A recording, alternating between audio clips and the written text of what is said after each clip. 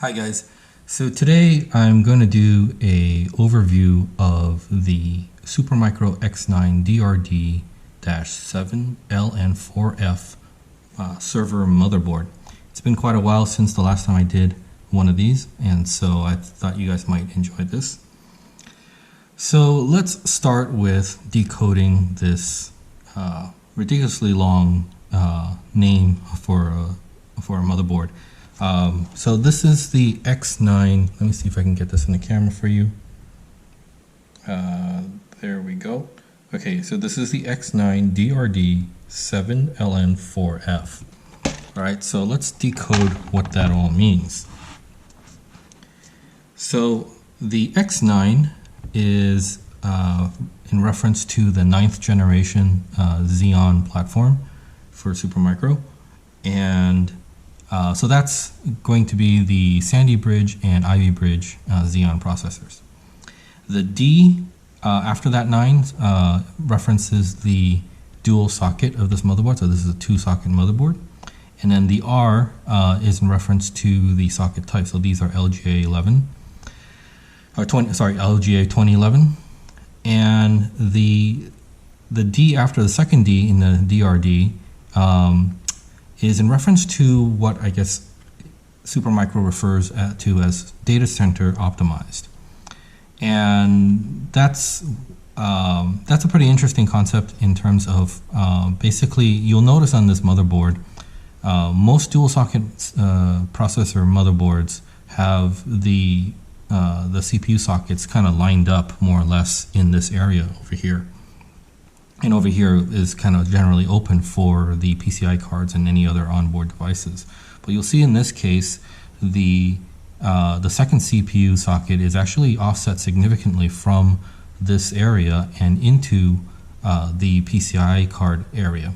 Now, there's some reasons for that we'll get into in a little bit here, but it also poses some challenges and some drawbacks as well. So, but anyway, we'll get into those details in a little bit here. Okay, so the next character is the number 7, and that is in reference to the onboard SAS 2308 SAS controller chipset here with the SFF 8087 ports. So this is a native PCIe 3.0 SAS controller, and has native IT mode firmware. So, you know, if you guys are watching my channel, I'm sure you'll understand why that's something special. The LN4 stands for the 4 LAN ports. So let's see if I can get that in the camera here for you. So right there are the 4 LAN ports right here. And then this over here is a dedicated LAN port for the IPMI interface. All right, so let me put this back down. So there's 4 gigabit ports here basically, and they are the Intel i350. So they support virtual functions, which is great for virtualization if you're doing that kind of stuff. And the final character F, is in reference to the onboard IPMI stuff, and with the dedicated port that we just showed you earlier. Okay, so that's what this whole naming basically refers to.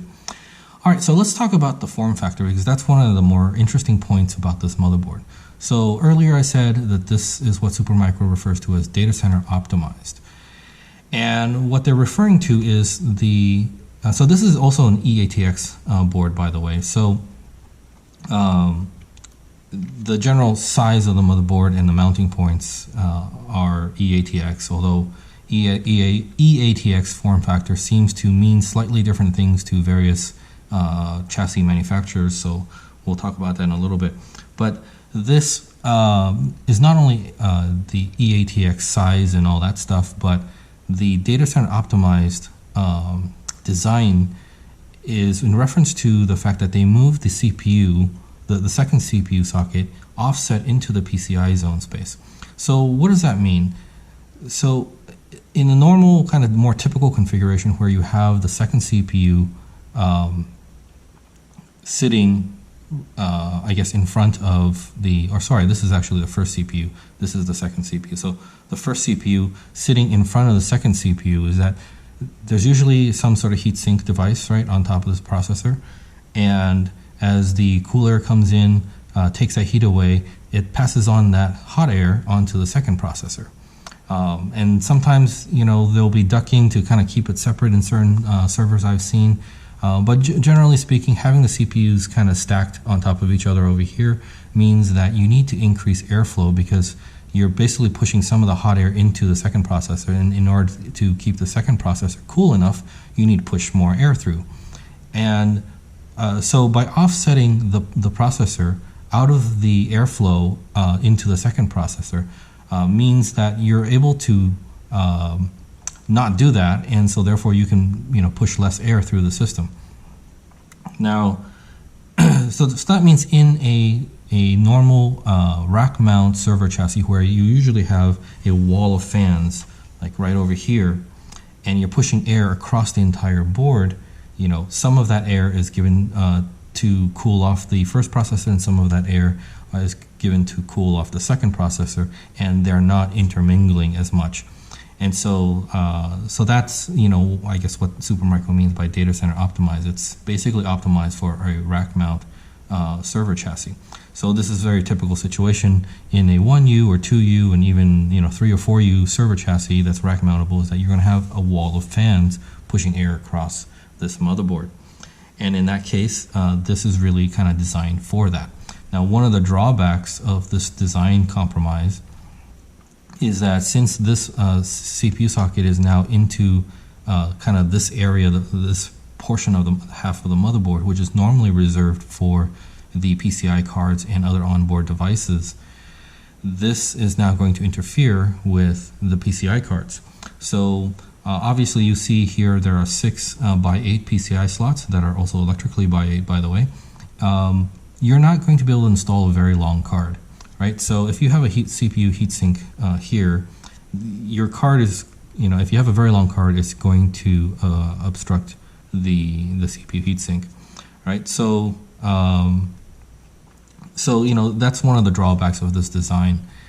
Now, that's a pretty fairly obvious one when you kind of look at the board and think about the airflow and stuff like that, that, you know, hey, you're not going to be able to install very long cards like GPUs and whatnot. And if you look over here, you know, a lot, like I said, a lot of things have been moved out of this space. So this is the PCH. Normally that might be a little bit closer over here, giving some extra room here for longer PCI slots.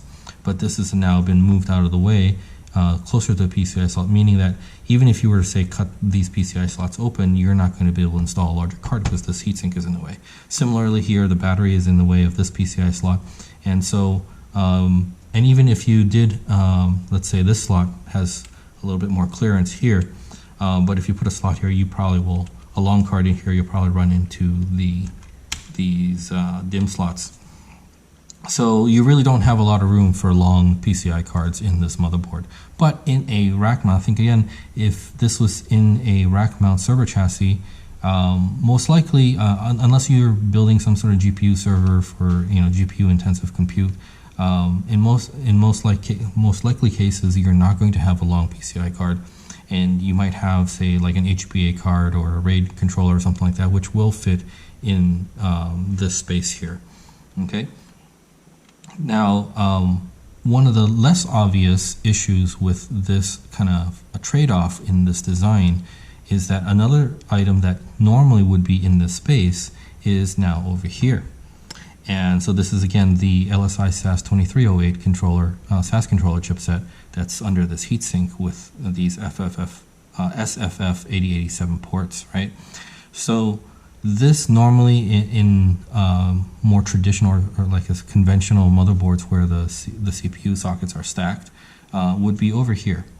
And in most chassis, even in desktop chassis, you're going to have some airflow that goes over this space here, right? Because you need some cooling for the PCI cards. And so generally there's, you know, some sort of big fan that sits over here on the bottom half and pushing air gently across the space to cool off the PCI cards. Whereas where the CPUs are located, usually you're not going to have much airflow over here in, say, a desktop or workstation chassis, because the airflow here is really kind of dictated by the CPU coolers. And so normally if you have your CPU socket stacked here, you would have some gigantic heat sink with a fan mounted on it or something like that, pushing air across here. And so at least in a desktop chassis configuration. Right, so one of the drawbacks of putting this motherboard in a desktop or workstation type of server chassis, or not server, but a type of computer chassis, is that you're not normally going to get a lot of airflow in this area because you're expected to mount some sort of CPU cooler that's going to draw air through here. And the problem with that is that a lot of CPU coolers, and especially the bigger the CPU cooler you get, the higher up it's going to be, and the larger the heat sink and all that stuff, and the fan's going to be mounted maybe like 1 inch or 2 inches above the surface of this motherboard. So as it's drawing air into this socket, it's not really moving the air down by the surface of the motherboard. And in a more traditional or conventional motherboard layout, that's probably just fine because you normally have a lot of heat generating components in this area. But in this case, that's not true. The SAS 2308 chipset under here actually is one of the hotter SAS controllers. It is hotter than the very famous SAS 2008 that a lot of people use in the 9211s, 9210 cards, and the M1015 cards and stuff like that. That has a very similar chipset or processor that it's I believe a PowerPC 440 that runs at 533 megahertz. And if you have that card, that gets warm. Now this is the same processor, I believe, but running at a higher frequencies, at something like 800 megahertz. Don't quote me on that, but I'm just kind of going off memory. But it is running faster at a higher frequency, so this is actually going to get quite hot. And that being the case, you really need some airflow to go over here and to cool that SAS controller chip. So in a rack mount server where you have a fan of walls pushing air across the entire motherboard, that is not a problem. But if you were to put this in a desktop chassis where you really don't have, by design, any airflow across the CPU area because you're kind of dependent on the airflow from the CPU coolers, that might pose a problem. And so now, of course, that doesn't mean that you can't do a custom mount of some fan over here, or some people have put a small fan on here on the heatsink. Those are perfectly fine workarounds, but that's something to consider if you are planning to use this motherboard in a desktop or workstation type of chassis. Right, so that's something that might not be as obvious, and I've spoken to a few people who really like this motherboard, got it, but put it in a desktop chassis, and then later realized we need some extra cooling over here. So just want to point that out to you guys, so in case you are thinking of using this in a non-rack mount server chassis. Okay, so it's not insurmountable, but it's something to keep in mind. Okay, so now about eATX. This is an eATX form factor. The size is going to be compliant with that particular standard. However, what I've noticed in my experience, at least, is that a lot of server chassis. Now, let me step back a little bit. If you use this in a Supermicro chassis, server chassis that is one of the ones listed as compatible, you're not going to have any problems at all. I'm mentioning this eATX issue only because not everybody is in that situation, and they might want to use this motherboard in a different type of chassis. And even though whichever chassis you plan to use might say that it is it is compatible with the eATX form factor, what I've noticed in a lot of cases is that yes, the size will fit, and the main mounting points like these 6, and maybe I think usually also this one over here, are there and available and work and line up correctly. A lot of times, in particular, the mounting hole over here and here might not be exactly lined up, and so you have to take that into consideration. I think a lot of times there are so-called eATX compatible chassis where this hole is actually, say, somewhere over here, and so in that kind of a scenario, either you have to mount it with a dummy standoff you're going to have to remove the one that's over here, so you don't want it to contact the bottom of the motherboard. So you'll have to either use a dummy standoff, or you have to drill some holes and tap some threads and make your own standoff locations to match the form factor here. Okay, so just keep that in mind if you're planning to use a eATX compatible chassis that's not from Supermicro. Sometimes I've seen that type of scenario, so just so there are no surprises. Okay, so let's talk about the CPU support. So again, this is the Sandy Bridge, Ivy Bridge generation of Xeon. So that means that the compatible CPUs are the E5 2600 series, which are the Sandy Bridge, and E5 2600 series V2, which are the Ivy Bridge processors. So in my previous kind of Supermicro motherboard review, which was the X9DRD-7LN4F Plus motherboard, I had mentioned something about the revision number and to be cautious about that. And so, first of all, let me tell you where the revision number on this motherboard is. It's usually, you'll find it near the model number. So in this case, it's right here. Let me see if I can move this into view of the camera here so that you can kind of see it. It is right there. Okay, right under the model number. And you'll see here Rev 1.02. Okay, so this is Rev 1.02, and I have seen other revision numbers like 1.01. I haven't personally seen a Rev 1.00 myself. I assume there might be one out there like that. But anyway, in my experience, at least, this particular model of motherboard, I've never seen one that had the same issues as that other X9DRD-7LN4F Plus, where in that one, if you didn't get the right revision, it didn't support Ivy Bridge processors. So if you popped in an Ivy Bridge Xeon in here, it just wouldn't boot. And certain revisions of that motherboard could be sent to Supermicro for repair or modification to make it to allow it to support Ivy Bridge processors. And some revisions are not, possible to do that. So just keep that in mind. But in this case, I haven't seen that problem. I have used revision 1.02 and 1.01 of this motherboard with Ivy Bridge processors without any problems. I have not personally had a 1.00 revision of this motherboard or any other. Sometimes you'll see like a letter like 1.01A or something like that. I haven't seen any of those personally, but at least with 1.01 and 1.02, I've not had any problems with the Ivy Bridge Xeons. So anyway, the short is that in this particular model, I think you're not going to have that problem. But if you do encounter something like it, like you put in some Ivy Bridge Xeons in here and it's not powering on, I would say go buy some really cheap Sandy Bridge and pop one in and see if it turns on. If it starts running, then I guess you'll have that motherboard. And actually, if you run into that, post something in the comments and let me know, because I haven't seen that myself, and it would be really interesting to know anybody who has had this motherboard have that Xeon compatibility problem. Okay, so anyway, the short of it is, I don't think you have to worry about the revision as much on this particular model. That's not to say that the other models don't. There are several other models of Supermicro motherboards around the X9 generation that don't support the Ivy Bridge. Anyway, just keep that in mind. All right, so the next part is, let's talk about memory support. You'll see that each socket here has 8 DIMMs, okay? And you'll see the DIMMs are color-coded, so they're the blue ones, and that's usually the first DIMM of the channel. And so, so right here, basically, you're having 1 channel, 2 channels, 3 channels, 4 channels, and you can have 2 DIMMs per channel. So this is a quad channel architecture, and so you have 4 here for this CPU, and then you have another 4 channels here for this CPU.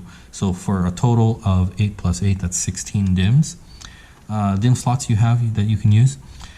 Now, these systems support 3 types of DIMMs. There are the UDIMMs, DDR3 UDIMMs with ECC, and those are usually kind of the very low capacity. and I think they're typically easier to run at the rated speed. There are the registered DIMMs that are the DDR3 ECC registered DIMMs. Those are probably the most common option that people use for this generation of motherboard. And then if you want the absolute maximum capacity available to this system, you have to use what are called LR DIMMs, or load reduced DIMMs. Okay, so with UDIMMs, I believe, and don't quote me because I don't have any UDIMMs with me, but I think the maximum capacity per DIMM is something like 4 gigabytes or 8 gigabytes or something like that. It's fairly low. And so you're not going to be able to maximize the RAM capacity on this board with that.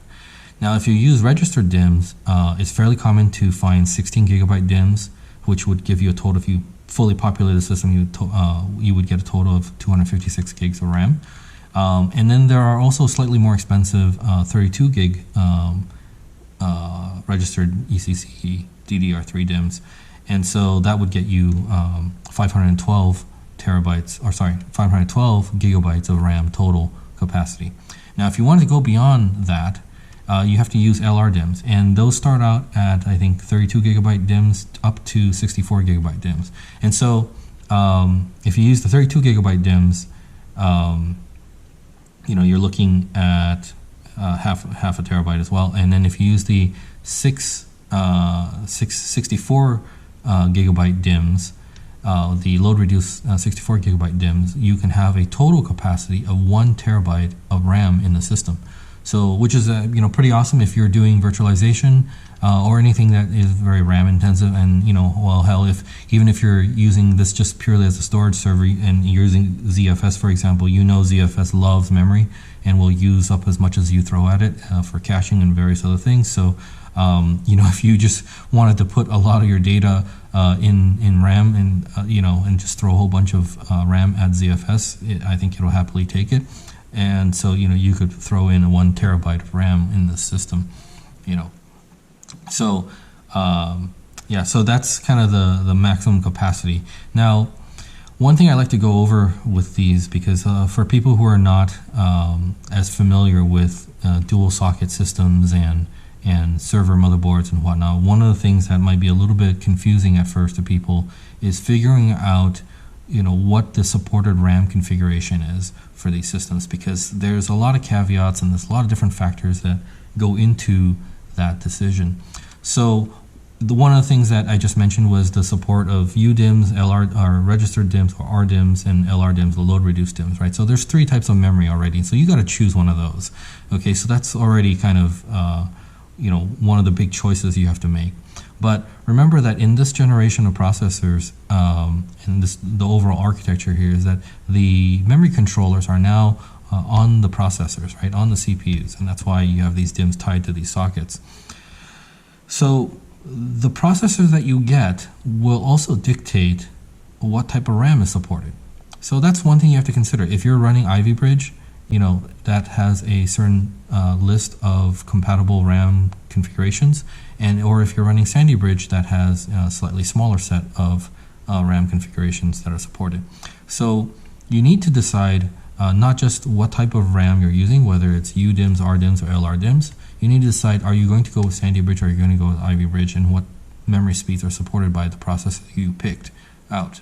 Okay, so those are the two the first 2 factors that will affect how your RAM configuration will work. The third one now is, whether you're going to populate each of these channels with 1 DIMM or 2 DIMMs. Okay, because if you put 2 DIMMs in each channel, in a lot of cases the memory is going to have to slow down a little bit. So, and I'll get into the details of that in a little bit, but just keep that in mind that if you want to fully max out all these DIMMs, you're going to have to put 2 DIMMs per channel, right? And so in that case, the maximum supported memory speed is going to be a little bit less than if you were only doing 1 DIMM per channel. Okay, and then the fourth factor that's going to affect the memory configuration is whether you use regular 1.5 volt DIMMs or the low voltage 1.35 volt DDR3 DIMMs. So by using the lower voltage DIMMs, you'll save a little bit of energy in terms of the voltage used by the DIMM modules. But on the flip side of that, or the kind of the drawback of that, is that you're not going to be able to run the DIMMs at a higher speed.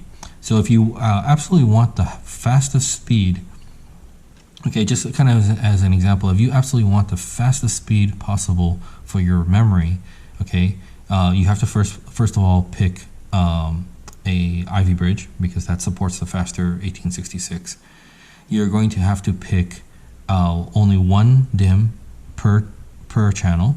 Okay, so you're not going to be able to populate all 8 DIMMs on each socket, and you're going to have to use the 1.5 volt DIMMs and not the low voltage ones.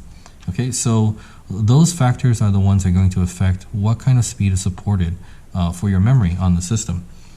So, and I mention all that because a lot of people, if they're building out a system with this board, they're going to go want to buy the memory for it and all that stuff too.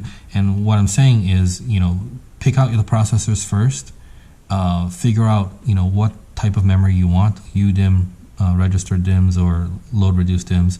Pick out what maximum capacity RAM you want and how many DIMMs per channel you're going to have, because all of those are going to influence, and then whether you're going to use low voltage or regular voltage DIMMs, because all of those are going to influence the maximum speed your memory is going to be able to run at.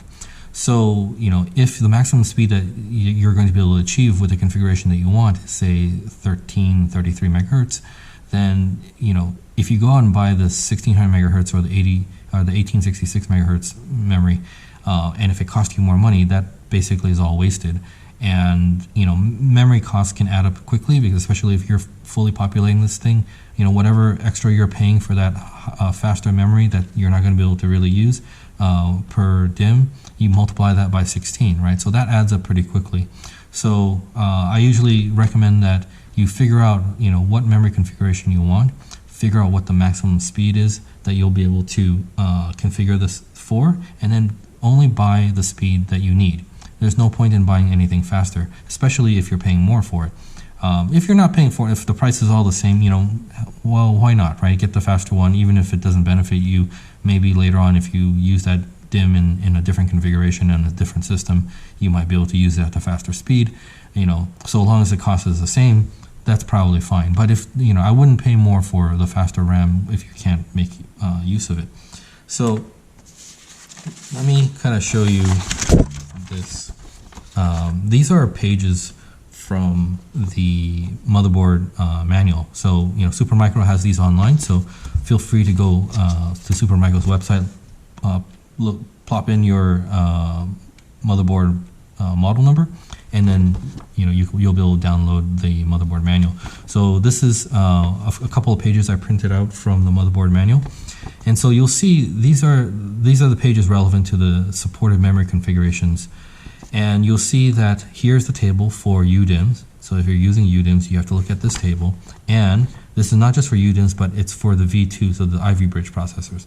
Now, if you wanted to use UDIMMs with Sandy Bridge, then you don't look at this table.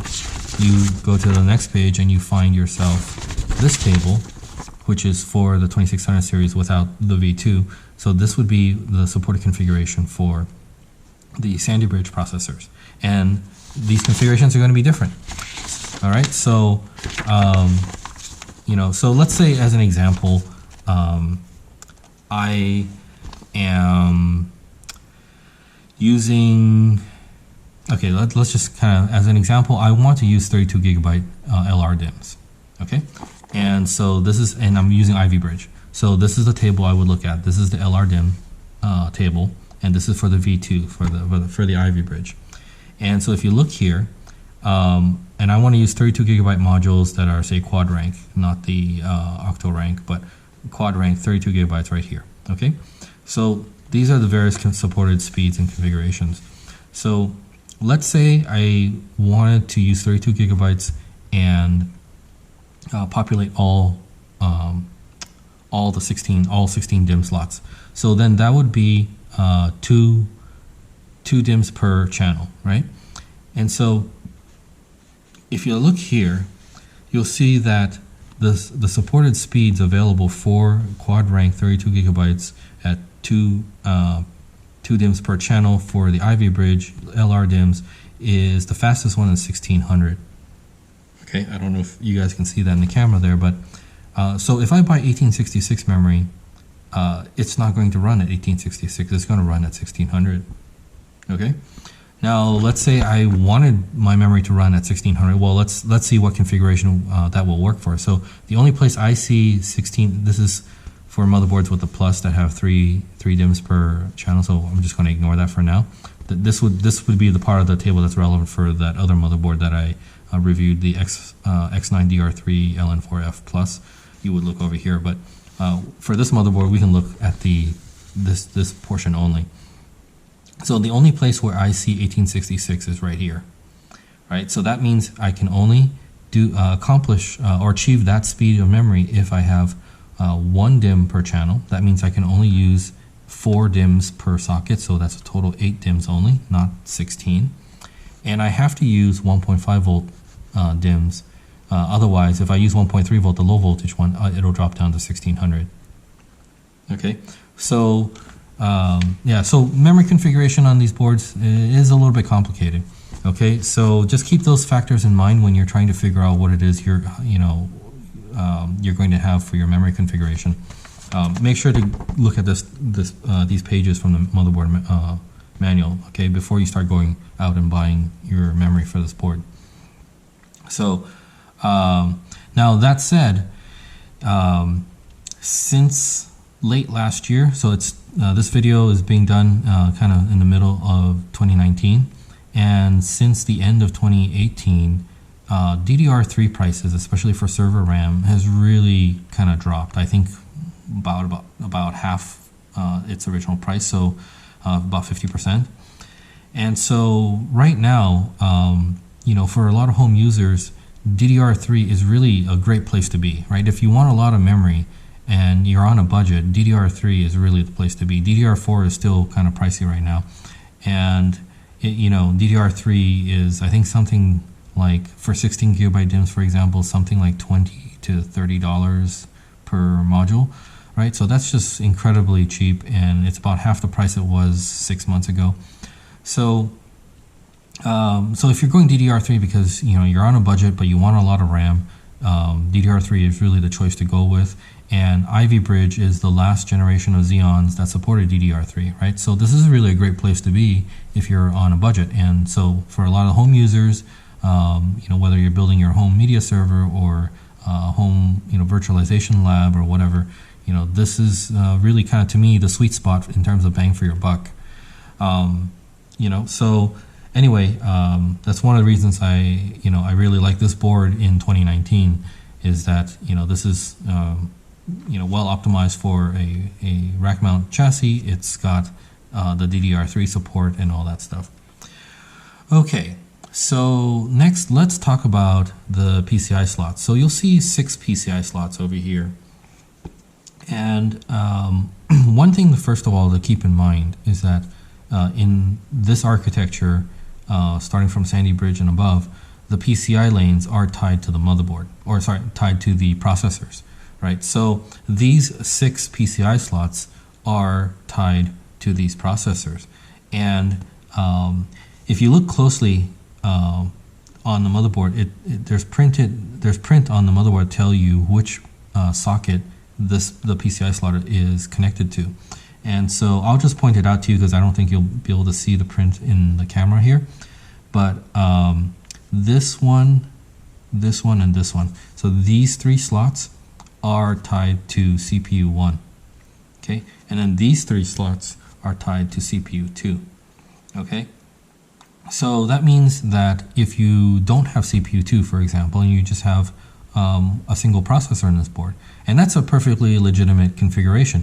A lot of people, will look at a dual socket motherboard and they really like all the other features, but they want to conserve electricity and they don't have a lot of compute need. They don't need all the cores that are available in a dual socket system. It's perfectly fine to run this with a single processor. Although there's something I'll mention about that later, a little caveat about that later. But So if you do only run this board with a single processor, you just have to remember that these 3 PCI slots right here are not going to be functional. Okay, so, and I've run into that issue with a few customers where they've bought a HBA card from my eBay store, right? And then they contact me and say, hey, I plugged your card in, but it's not showing up. And, you know, we'll dig into it and kind of help him troubleshoot here and there. And we find out that, oh, he's got a dual socket system and with only one processor, and it just so happens the PCI slot he used is tied to the vacant socket, so therefore it's disabled, right? And so nothing's going to show up if you plug them into a disabled PCI slot. So anyway, for people who are not familiar with dual socket systems, keep that in mind, okay? That's not entirely obvious, so keep that in mind. So about the dual sockets and running a single processor. In the previous generation of Xeon boards, let's say like the Westmere architecture, the generation of Xeons, you know, in the dual socket system, you could run either one, meaning that, you know, if you only wanted to run one processor, you could put it in the second socket and leave the first socket vacant, and a lot of the systems would boot up perfectly fine. It didn't really matter that much either way. But with this Sandy Bridge architecture, that's not possible. Okay, so now here's another page that I printed out, the kind of the block diagram from the motherboard manual for this motherboard. I highly recommend people take a look at this because it kind of shows you how things are connected, right? And so here's the first socket, front CPU, and here's the rear CPU. And it also tells you which PCI slots are associated and which DIMM slots are associated with those sockets, right? And so one thing that you're going to keep in mind is here's the connection to the PCH and here's the BIOS, right? So, you know, if you only populate the second socket and not the first one, you have no connection to the BIOS, so your system's not going to boot. Okay, so you have to occupy this socket first. This socket has to be occupied first before you put in a second socket or second processor in order for the system to work. So anyway, it's a good idea to take a look at this just so you kind of see where things are connected and all that stuff. So anyway, check that out too, okay? All right, so the next point here is really kind of one of the highlights of this motherboard, and that is the SAS2308 SAS controller here. All right, so this is the, you know, if you've been playing around with FreeNAS or Unraid or anything like that, you know, you've undoubtedly heard of IT mode, HBA cards and stuff like that, and that's what I sell at my eBay store, right? So this has an onboard controller that is natively supports IT mode and runs as an HBA. And a lot of times people use the SAS 2008, which is a PCIe 2.0 controller, and, you know, 60-bit SAS lanes. This is kind of the upgraded cousin of that. Okay, this is the SAS 2308. It is a native PCIe 3.0. So the PCIe bandwidth from this chip to the rest of the system is higher, and so that's good. And also this processor runs a little bit faster, like I mentioned earlier. It does run warmer, so keep that in mind. But it does, because it runs faster, it's typically able to handle the higher IOPS of, say, SSDs, like SATA SSDs or SAS2 SSDs. So, and of course, you know, if it can handle that, it can handle hard drives too. So this is one of the reasons why I think this board is great for a storage server build, because you've got two 6-gigabit SAS SSF 8087 ports here, giving you a total of 8 SAS lanes, right? At 6 gigabit each, and this is a fairly high performance SAS2 SAS controller chip here, right? It's basically, it is the best that you can get for that generation of SAS2 stuff. And you know, the next step up is really SAS3 from here on. So yeah, this has a really nice onboard SAS controller, and so for a storage build, this is perfect.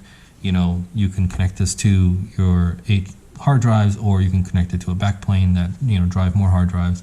And of course, you know, if you wanted more direct connect, you could always add a PCI card here. And these are all by 8 slots, which are typically what you'll find with storage controller cards that are usually by 8, unless you get some of the more exotic ones. Okay, so yeah, this is kind of one of the reasons why I love this motherboard. You know, it basically already comes with a great HBA on board.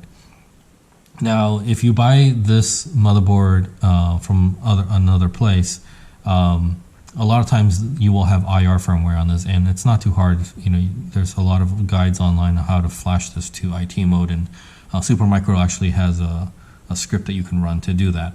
So definitely check that out. You know, if you get this motherboard, check out what firmware is on it. If you want IT mode, you know, go to the Supermicro site to find the script to do that conversion. You will have to make note of the SAS address. I think it's printed out here somewhere, or no, it's right here. So you know, you'll need to enter that SAS address when you do that cross flashing. But I also have these motherboards listed in my eBay store. So if you buy this from me, I will already have this flashed IT mode for you. Okay, so that's just one less hassle that you have to go through if you want to buy this from my store. So I'll leave a link in the description to my listing for this board, and so you can check that out if you want to. And as usual, I fully test out all my motherboards and stuff like that, and you can read more about it at my eBay listing on how I test out the motherboard and stuff like that. Okay, so the next thing here is so other storage connections. There are SATA ports down here, and there are 6 of them. The 2 white ones are 6 gigabit, and the black ones are 3 gigabit ones. Okay, and so these 2 are typically, you know, if you're going to run, say, a dual SSD mirrored set of SSDs for boot as your boot drive, you know, I would recommend plugging them into these white ones so that you'll be able to fully utilize the 6 gigabit bandwidth. These other 4 are great for optical drives if you have something like that still, or even hard drives as well, right? So you can connect these to extra storage if you like as well.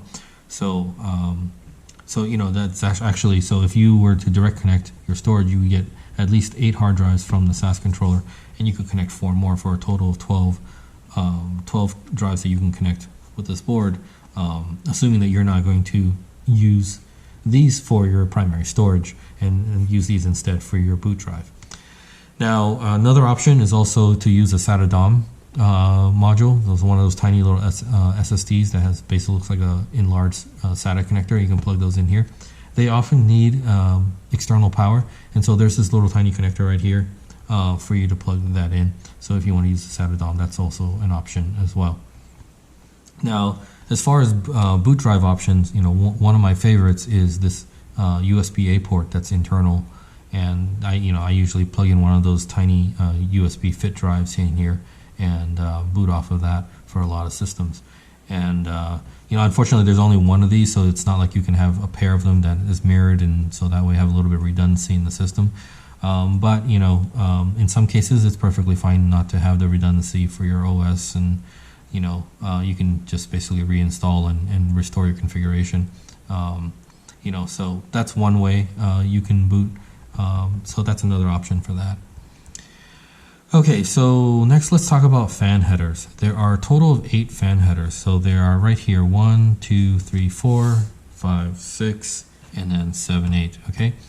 Unlike the other motherboard that I reviewed, the X9DRD-7LN4F, if you watch that video, and I'll leave a card up to that video if in case you're curious about it. But in that motherboard, they had dual zones, right? They had a zone, kind of the CPU zone and PCIe. They call it the I/O zone, right? And so you can kind of configure your fan control to treat these zones separately and have different profiles for them. In this case, again, because of this so-called data center optimized design, where the CPU socket is significantly offset and intruding into the PCI space, they're not doing that kind of distinguishing of the cooling zones. So this is really just 1 through 8, and that's it. It's just as simple as that. So anyway, that's all there really is to it. Typically, the fan headers on the front here are used to drive the fan wall. in a server chassis. So you would connect these two to drive the fans that are up here blowing air across the whole board. And then, you know, these back here could be used to run the exhaust fans over here. So, and then if you wanted to run your own CPU coolers, active CPU coolers with fans on them, you know, I would probably recommend running them with these headers and then keeping these for the chassis fans. Okay, so, but anyway, whatever works for you, those are available. That's quite a bit actually, you know, with 8 fan headers. And if you're not drawing too much current, you could probably even split these to run, you know, dual fans and stuff like that. Okay, so next is USB ports. So I already talked about the onboard internal USB port. I love this thing. I love boards. You know, Dell for many generations have integrated a onboard USB-A port in their servers. I've loved it. I love the Supermicro does that as well. So, you know, there's already that. But on the back here, let me kind of show the camera. You'll also have 4 other USB ports here. Okay. Now, all these USB ports are USB 2.0. Okay, it's just this generation of stuff didn't have a USB 3.0 yet. So they're great for keyboards, and a boot drive is probably fine, and you know, keyboard, mouse, that kind of stuff is fine. But if you're attaching external USB storage, I don't really recommend, you know, using USB 2.0.